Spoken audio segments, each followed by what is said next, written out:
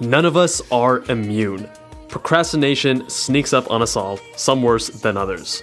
In this video, we'll go over the science of procrastination and provide you with actionable advice to overcome it. What's going on, guys? Dr. Jabal, MedSchoolInsiders.com. Piers Steel describes an equation useful in understanding procrastination. He argues that motivation is equal to expectancy times value divided by impulsiveness times delay, whereby motivation is the willingness to do work, which is essentially the opposite of procrastination. Breaking down the equation, expectancy refers to how much you expect to succeed at doing the task and thereby getting the anticipated reward. The more you expect being successful, the less likely you're going to procrastinate on it. Value refers to how much you enjoy doing a task and how much you're going to enjoy the reward. The more value you derive from a task or the reward, the more likely you're going to get straight to work. Impulsiveness refers to your tendency to get distracted by other things. High impulsivity lures you to Instagram or Facebook instead of doing the work at hand. Delay refers to the time lapse until receiving the anticipated reward. The longer the delay, the more likely you are to procrastinate, as you figure it's something you can just take care of later. Now, we want to maximize expectancy and value as they are directly proportional to motivation, and we want to minimize impulsiveness and delay as they are inversely proportional. Let's go over actionable steps on how to use the equation to our advantage and overcome procrastination. First, break down the steps. With any task you need to do, whether studying for an exam or completing a project, break it down to smaller steps. Doing so will increase expectancy in our procrastination equation, as smaller tasks seem much easier to accomplish than larger projects. While everyone has a different sweet spot, I find that being hyper-specific with timelines is very helpful for me. For example, if I need to study for an exam next week and I have several lectures and practice problems to go through, I will take a few minutes to think which lectures I should complete on each day, as well as how many practice problems. I input everything into Things 3, which is my personal to-do app of choice, but you should obviously use whatever tool you prefer. You can see an example of a highly structured daily and weekly timeline I created in Excel in my Step 1 study schedule video. This high level of structure works for me and for my personality, but it definitely does not work for everyone. Again, figure out what works best for you. Number 2, keep the task small. The hardest part in getting work done is just starting. One of my favorite study hacks to address this is the Pomodoro technique. In short, you work 25-minute blocks, each separated by a 5-minute break. During each block, you focus on just one small task. In my Pomodoro technique video, I go over in more detail what the technique is and exactly how to use it. This was actually revolutionary for my study habits. I only started using it in med school. And you may be thinking, how does this actually help me get started on my work? Going back to our equation, this increases expectancy. If I sat down to study and I told myself I need to study for 5 hours, I would definitely get distracted very, very easily. But if I instead tell myself I only need to study for 25 minutes on this one little task, it becomes far less daunting.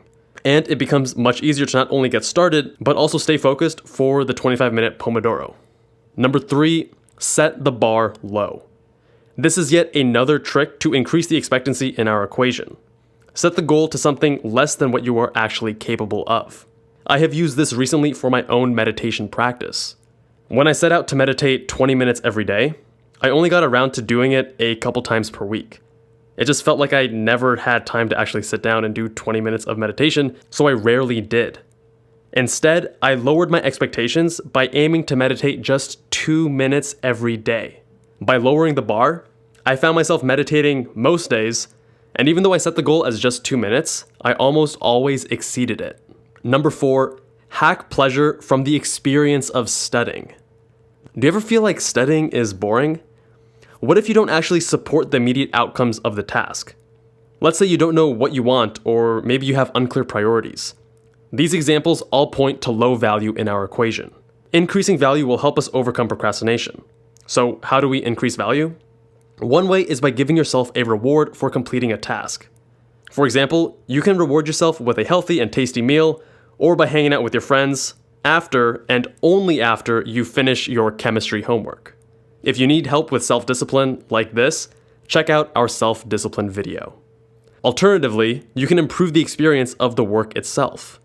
As you progress in your medical education, the work gets more and more focused on material you actually enjoy. However, at the beginning, you may have to grind through subjects that you don't find stimulating. To improve the experience of studying, consider mixing up your study environments or listening to great study music. If you want a taste of my own personal study music, check out the Insider email newsletter where I share some of my favorite study songs every week. You can sign up on the medschoolinsiders.com website. Number 5, use Parkinson's law to your advantage. The idea that you can complete your task at a later time can crush even the most productive individuals. Enter Parkinson's law. Parkinson's law states that work expands to fill the time allotted to it, meaning if you have only 30 minutes of work to do, but you allot 2 hours of work to do it, then you'll end up spending the entire 2 hours. As I've stated in other videos, I use this technique frequently by creating artificial deadlines that force me to get work done more efficiently. These artificial deadlines decrease delay in our motivation equation, thus decreasing the likelihood of procrastination. The trick is to not be too aggressive with your timeline, as it can lead to unnecessary stress. With time, you will get more accurate at gauging how long a task will take and how to use Parkinson's law to your advantage. Number 6, be deliberate with your study environment. We can all agree that one of the biggest killers to our productivity are distractions. Avoiding distractions through sheer willpower is unlikely to be fruitful long term. Rather, approach it prophylactically by crafting a work environment that minimizes distractions. In doing so, we're decreasing impulsivity from our motivation equation. For me, this translates to placing my phone on airplane mode, putting my Mac on Do Not Disturb, and going full screen with the work at hand. If working at home distracts you, then opt for a library or a coffee shop instead. Above all, make sure you minimize your digital distractions. I have found that any other type of distraction pales in comparison to the focus-killing nature of notifications from your phone, smartwatch, or computer. And last, number 7, understand your personality type. The issue with advice in general is that one suggestion can work wonders for one individual, but not for another. Of the previous 6 tips, I am doubtful that any of them will not work for you, but I am confident that some will work much better than others. Now, a big part of optimizing your own life, whether that's productivity or study habits, diet, exercise, or anything else, is understanding oneself. One of the tips that didn't make this list, for example, is accountability. And that's because it's highly effective for some individuals with a certain personality type, but significantly less so for others. I go over how you can determine your personality type, as well as specific strategies for each personality type, such as accountability, that you can use to your advantage in my 4 tendencies video.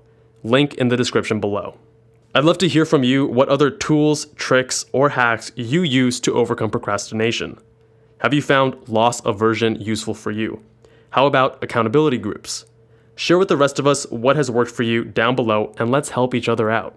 Thank you all so much for watching. Shout out to my Patreon supporters that help make videos like these possible.